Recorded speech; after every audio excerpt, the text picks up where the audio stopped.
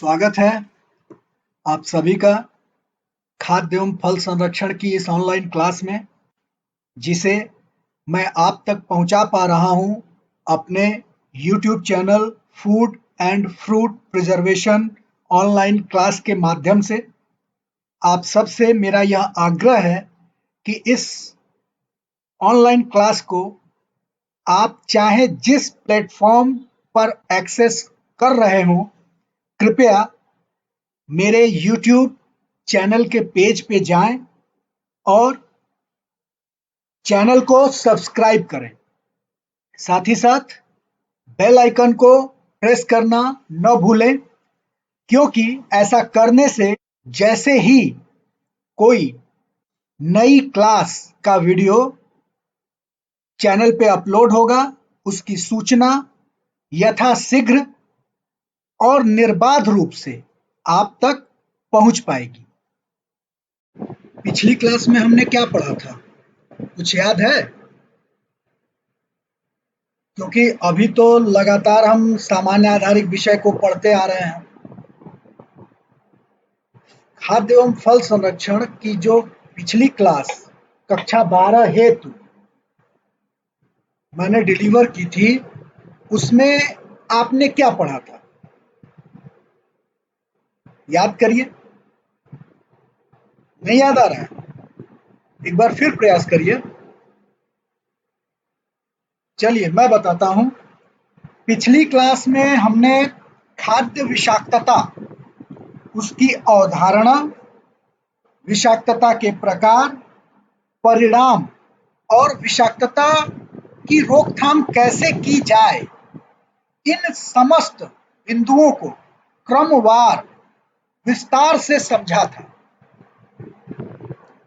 आज की क्लास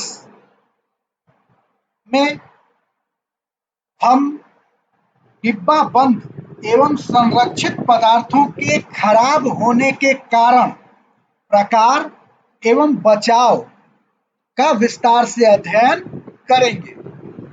तो चलिए शुरू करते हैं आज की क्लास। कुछ सूचनाएं आपकी स्क्रीन पे क्रमवार तरीके से आ रही हैं, उसका अवलोकन करिए। पहली जो सूचना आ रही है वो यह बता रही है कि आप खाद्य एवं फल संरक्षण के द्वितीय प्रश्न पत्र सूक्ष्म जीव विज्ञान के द्वितीय अध्याय डिब्बा बंद एवं संरक्षित पदार्थों के खराब होने के कारण, प्रकार एवं बचाव नामक पाठ का अध्ययन करने जा रहे हैं।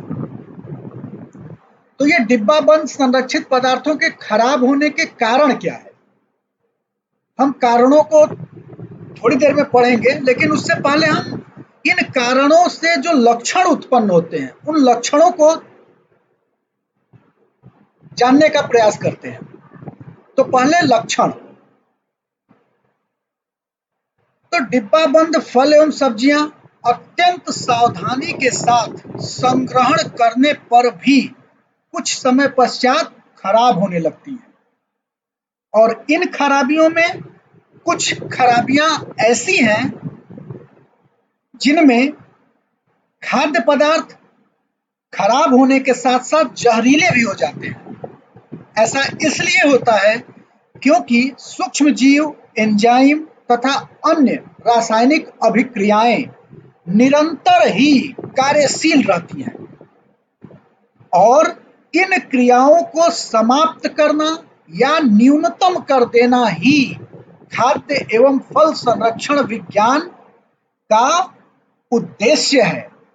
मतलब समझ में आया? ये जो सूक्ष्म जीव हैं, ये जो एंजाइम हैं या जो अन्य रासायनिक अभिक्रियाएं हैं, ये निरंतर कार्यशील हैं, ये निरंतर चलती रहती हैं, और इनकी क्रियाशीलता को समाप्त कर देना या निष्क्रिय कर देना, मतलब न्यूनतम कर देना, यह मूल उद्देश्य है खाद्य एवं फल परिरक्षण विज्ञान का, जिसके आप छात्र हैं। यद्यपि डिब्बा बंदी के दौरान यह हर संभव प्रयास किया जाता है कि सूक्ष्म जीव खाद्य पदार्थों में पुनः सक्रिय न होने पाए, किंतु इन प्रयासों के बावजूद भी डिब्बाबंद खाद्य पदार्थ खराब हो जाते हैं। अतः इन खराबियों के लक्षण, उनके कारण तथा खराबियों के उत्पन्न होने से बचने के उपाय डिब्बाबंदी की क्रिया का एक महत्वपूर्ण अंग है और इन समस्त अंगों की पूर्ण जानकारी आप सबको होनी चाहिए। और इसी जानकारी को प्राप्त करने के लिए हम और आप आज इस वर्चुअल क्लास में आए हैं। तो पहले बात करते हैं डिब्बाबंद पदार्थों में खराबी उत्पन्न होने के लक्षण। वो कौन से सिस्टम हैं जिनके माध्यम से हम यह जान पाएंगे कि डिब्बाबंद खाद्य पदार्थ में विकृति उत्पन्न होने लगी है। एक एक करके देखते हैं। तो डिब्बाबंद खाद्य पदार्थ डिब्बों के अंदर बंद रहते हैं। ये तो सीधी सी बात है भाई कि डिब्बाबंद खाद्य पदार्थ क्या होता है। वे पदार्थ जो डिब्बों के अंदर बंद रहते हैं उनको डिब्बाबंद खाद्य पदार्थ कहा जाता है। इसीलिए उनमें होने वाली खराबियों को दो भागों में बांटा गया है। ये कौन कौन से दो भाग हैं? तो जो पहला है वो है बाह्य लक्षण और जो ब है यानी कि जो दूसरा है वो है आंतरिक लक्षण। अब हम बाह्य लक्षण को समझते हैं। बाह्य लक्षण क्या होता है भाई? तो जैसा नाम से ही स्पष्ट है, वे लक्षण जो बंद डिब्बों के बाहर से ही दृष्टिगत हों बाह्य लक्षण कहे जाते हैं। और ये जो बाह्य लक्षण है इसके कई प्रकार हैं। एक एक करके उन प्रकारों को देखते हैं। इनमें जो पहला है वो है फ्लिपर यानी कि प्रथम सूजन। जब डिब्बे थोड़ा सा बाहर की तरफ दबाव लिए हुए प्रतीत होते हैं तो इस लक्षण को फ्लिपर कहते हैं। यह वास्तव में खराबी नहीं होती है बल्कि यह खराबी शुरू होने की प्रारंभिक अवस्था है, इसीलिए इसे प्रथम सूजन कहते हैं। मतलब कि फ्लिपर वह लक्षण है जो हमें यह बताता है कि अब डिब्बों में खराबी शुरू हो चुकी है या शुरू हो रही है। यह प्रारंभिक अवस्था में ही आपको बताता है खराबी के बारे में। दूसरा स्प्रिंगर। तो स्प्रिंगर क्या है? जब डिब्बों के ढक्कन का एक तरफ का भाग या दोनों तरफ का भाग थोड़ा सा फूल जाता है, मतलब कि डिब्बे ऊपर या नीचे से थोड़ा सा फूल जाते हैं या उठ जाता है, तो इस स्थिति को स्प्रिंगर कहते हैं। इसे खराबी होने की प्रारंभिक अवस्था भी कह सकते हैं क्योंकि इन लक्षणों से युक्त डिब्बे के अंदर का खाद्य पदार्थ खाने योग्य रहता है। इस तरह से थोड़ा सा फूले हुए डिब्बों का ढक्कन यदि हाथ से दबा दिया जाए तो वह दब जाता है, किंतु कुछ समय पश्चात पुनः उभर जाता है। मतलब कि जब हम उसको जो उभार आया है डिब्बों में उसको हम दबाते हैं तो वो दब जाता है, लेकिन कुछ देर के बाद वो पुनः अपने पूर्व रूप में आ जाता है, मतलब वो पुनः उभर जाता है। ऐसी स्थिति को स्प्रिंगर कहते हैं, मतलब इस लक्षण को स्प्रिंगर कहते हैं। तीसरा है डिब्बों का फूलना। तो जब उपर्युक्त दोनों अवस्थाएं अधिक बढ़ जाती है, मतलब कि खराबी शुरू हो चुकी होती है, खराबी बढ़ने लगती है और फ्लिपर तथा स्प्रिंगर जैसे लक्षण प्रकट होने लगते हैं। और प्रकट ही नहीं होते हैं, मतलब कि खराबी शुरू हो चुकी होती है, मतलब बढ़ गई रहती है, तो डिब्बे पूर्ण रूप से फूले हुए दिखते हैं। इन फूले हुए डिब्बों को यदि हाथ से दबा दिया जाए तो वह दब जाते हैं, किंतु हाथ का जैसे ही हम दबाव हटाते हैं वो पुनः फूल जाते हैं। स्प्रिंगर में क्या होता है? स्प्रिंगर में आप दबाते हैं तो तुरंत नहीं फूलते हैं, वो थोड़ी देर बाद फूलते हैं। लेकिन जो तीसरी अवस्था है जिसमें कि माने कि डिब्बों का फूलना, उसमें क्या होता है कि डिब्बे फूले हुए होते हैं उनको जब हम दबाते हैं तो दब तो जाते हैं, लेकिन जैसे ही हम दबाव हटाते हैं वो पुनः फूल जाते हैं। और इस फूलने के दो कारण हो सकते हैं। पहला है कार्बन डाइऑक्साइड गैस और दूसरा है हाइड्रोजन गैस। एक एक कर इनको भी जानते हैं। तो कार्बन डाइऑक्साइड द्वारा फूलना, इस प्रकार का फूलना डिब्बों के अंदर कार्बन डाइऑक्साइड या अन्य गैस के उत्पन्न होने के कारण होता है। कार्बन डाइऑक्साइड सूक्ष्म जीवों की क्रियाओं द्वारा उत्पन्न होती है। इन लक्षणों से युक्त खाद्य पदार्थों में गंध आती है और उनका स्वाद खट्टा हो जाता है और कभी-कभी यह अत्यंत जहरीले हो जाते हैं। अतः ऐसे डिब्बाबंद खाद्य पदार्थ जिनमें डिब्बे फूले हुए हों और उनको दबाने पे जैसे ही दबाव हटे वो पुनः फूल जाते हों, तो ऐसे खाद्य पदार्थों का उपयोग नहीं करना चाहिए। आगे अब हम देखेंगे हाइड्रोजन गैस के द्वारा फूलना। तो इस प्रकार के डिब्बों का फूलना उनके अंदर हाइड्रोजन गैस बनने के कारण होता है। यह हाइड्रोजन गैस अम्ल और टिन प्लेट की अभिक्रिया के फलस्वरूप, जिसे संक्षारण मतलब कि कोरोजन कहते हैं, उत्पन्न होती है।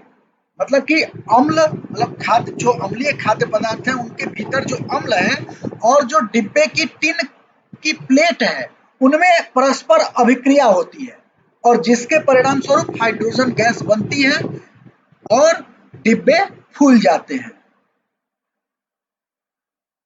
हाइड्रोजन गैस बनने की इस क्रिया को संक्षारण कहते हैं, मतलब कोरोजन कहते हैं। इसका विवरण आगे दिया गया है और इस प्रकार से खराब हुए खाद्य पदार्थ खाने योग्य रहते हैं। मतलब कि हाइड्रोजन गैस जिन डिब्बों में बनती है उनको आप प्रयोग कर सकते हैं, लेकिन प्रयोग नहीं करना चाहिए। अगर खराबी दिख रही है तो आप ऐसे खाद्य पदार्थों को खाने से बचिए। अब चौथा है डिब्बों में महीन छिद्र होना। पहला क्या था? पहला फ्लिपर था, दूसरा स्प्रिंगर था, तीसरा डिब्बों में फूलन मतलब डिब्बों का फूलना था और चौथा जो लक्षण है वो है डिब्बों में महीन छेद का होना। तो जब डिब्बों में महीन छिद्र हो जाता है तो उसे लीकर कहते हैं और जब यह छिद्र इतना महीन होता है कि आंखों से दिखाई तो नहीं देता किंतु वायु अंदर और बाहर आ जा सकती है, तो उसे ब्रीदर कहा जाता है। मतलब कि लीकर और ब्रीदर याद रखिएगा। लीकर किसे कहते हैं? जब महीन छेद हो जो कि आंखों से दिखाई दे, वो लीकर है। लेकिन जब ऐसा छेद हो जो आंखों से न दिखाई दे लेकिन वायु का संचार बाहर और भीतर होने लगे, उसे ब्रीदर कहा जाता है। महीन छिद्र द्वारा सूक्ष्म जीव वायु के माध्यम से अंदर चले जाते हैं। किसके अंदर? डिब्बों के अंदर। और डिब्बों में फर्मेंटेशन आरंभ कर देते हैं, किण्वन आरंभ कर देते हैं। इस प्रकार की खराबी या संक्षारण टिन प्लेट और अम्ल की क्रिया के फलस्वरूप भी होती है और डिब्बों के अंदर का खाद्य पदार्थ खाने योग्य भी हो सकता है और नहीं भी हो सकता है। यह खाद्य पदार्थ की अवस्था पर निर्भर करता है, मतलब खराबी किस स्तर पे है उस स्तर या उस अवस्था पर निर्भर करता है। मेरा कहना यह है कि यदि डिब्बाबंद खाद्य पदार्थ में उपरोक्त लक्षण दिखाई दें तो आपको उनका प्रयोग नहीं करना चाहिए। अब पांचवा, डिब्बों का फट जाना। ये चरम है, ये खराबी का चरम है जिसमें कि डिब्बे एक्सप्लोड कर जाते हैं, फट जाते हैं। जब डिब्बों के अंदर गैस इतनी अधिक हो जाती है कि ढक्कन उसका दबाव सहन नहीं कर पाता, तो वह डिब्बे से अलग हो जाता है अथवा दबाव के कारण जो डिब्बों के जोड़ होते हैं उस स्थान से डिब्बे फट जाते हैं और धमाका होता है। यह सबसे खतरनाक स्थिति है। आगे मूर्छा लगना मतलब कि जंग लगना। कभी कभी नमी की उपस्थिति में डिब्बों के बाहर मूर्छा लग जाता है, जिसे रस्टिंग कहते हैं। यद्यपि यह खाद्य पदार्थों को खराब नहीं करता, तथापि उनकी विक्रय क्षमता को प्रभावित करता है। आप ही बताइए, यदि आप कोई खाद्य पदार्थ या कोई भी वस्तु खरीदने गए हैं और उसके बाहरी आवरण पर मूर्छा लगा हुआ है, जंग लगी हुई है, खरीदेंगे आप? नहीं खरीदेंगे। स्वाभाविक सी बात है, आप दुकानदार से दूसरा पीस मांगेंगे। तो मूर्छा जो है वो खाद्य पदार्थों को खराब तो नहीं करता है, लेकिन उनकी विक्रय क्षमता को प्रभावित करता है। मूर्छा लगे हुए डिब्बों को कोई खरीदना नहीं चाहता, उस दशा में भी नहीं खरीदना चाहता, जबकि डिब्बों के भीतर उपलब्ध खाद्य पदार्थ सही अवस्था में हो। और मूर्छा लगने की संभावना कहाँ है? तो मूर्छा उस स्थिति में अधिक लगने की संभावना है जब डिब्बों को ठंडा करने हेतु पानी में रखा जाता है, और पानी से जब बाहर निकालते हैं तो डिब्बों पर जो नमी होती है उसको हम पूर्णतया सुखा नहीं पाते और डिब्बों को संग्रहण हेतु भेज देते हैं। ऐसी दशा में डिब्बों में जंग लगने की समस्या उत्पन्न हो सकती है। ब्रीदर या लीकर के कारण भी मूर्छा लग सकता है। छेद हो गया है, रिस रहा है, तो भी मूर्छा लग सकता है। डिब्बों को अधिक समय तक ठंडा करने से भी मूर्छा लगने की संभावना होती है। अब हम बाह्य लक्षण पर पढ़ चुके, अब हम आंतरिक लक्षण को देखेंगे। तो ये पहले तो जानते हैं कि आंतरिक लक्षण क्या होता है। तो इस प्रकार की खराबी को डिब्बों को खोलने के पश्चात ही ज्ञात किया जा सकता है, और जिस खराबी को डिब्बा बंद खाद्य पदार्थ को खोलने के उपरांत ही ज्ञात किया जा सके या जिसके लक्षण दृष्टिगत हो, वो आंतरिक लक्षण कहे जाते हैं। यद्यपि डिब्बे बाहरी तौर से देखने में अच्छे दिख सकते हैं, तथापि उनके अंदर रखा हुआ खाद्य पदार्थ खराब हो सकता है। बाह्य खराबियां एवं आंतरिक खराबियां एक साथ भी हो सकती हैं। आंतरिक खराबियां मुख्यतया इस प्रकार हैं। कौन कौन सी हैं, एक एक करके देखते हैं। तो जो पहला है वो है खट्टापन, मतलब कि जो डिब्बा बंद खाद्य पदार्थ है उसमें उसका स्वाद जो है वो खट्टा खट्टा हो जाता है। दूसरा, अवांछनीय गंध, जैसे एक डिब्बे को खोलते हैं उसमें से अवांछनीय गंध आती है, ये भी आंतरिक लक्षण है उन खाद्य पदार्थों के खराब होने के। विवर्णन, विवर्णन को हम अगली क्लास में विस्तार से पढ़ेंगे। विवर्णन मतलब रंग परिवर्तन। जो खाद्य पदार्थ डिब्बों में बंद है उनका जो नेचुरल कलर है, उनका जो प्राकृतिक रंग है वो बदल जाता है, और ऐसी दशा को विवर्णन कहते हैं। और ये एक आंतरिक लक्षण है जो यह बताता है कि डिब्बा बंद खाद्य पदार्थ खराब हो चुका है। विभिन्न धातु यौगिकों का निर्माण, यह भी एक आंतरिक लक्षण है। इस प्रकार की खराबियां कैंड पदार्थों में, मतलब कि डिब्बा बंद पदार्थों में अचानक ही उत्पन्न नहीं होती है। इनके उत्पन्न होने में समय लगता है, क्योंकि कैनिंग विधियों में, मतलब कि डिब्बा बंदी की जो विधियां हैं उनमें हर संभव प्रयास किया जाता है कि खराबियों के उत्पन्न होने का किंचित मात्र भी अवसर न दिया जाए। अतः यह खराबियां अत्यंत ही मंद गति से प्रारंभ होती हैं और चरम सीमा में पहुंचकर खाद्य पदार्थों को खाने के योग्य नहीं रहने देती। इसीलिए इन सूक्ष्म और मंद क्रियाओं का अध्ययन आवश्यक है, और इसका अध्ययन हम अगली क्लास में विस्तार से करने वाले हैं। अब आज की क्लास यहीं पे समाप्त करते हैं। आप सबसे पुनः फिर मुलाकात होगी एक नई क्लास में। एक नई ऊर्जा के साथ, एक नई जानकारी के साथ। आशा करता हूँ कि मेरे द्वारा दी गई जानकारियाँ आपको समझ में आई होंगी। यदि कंटेंट अच्छा लगा हो तो वीडियो को लाइक करें।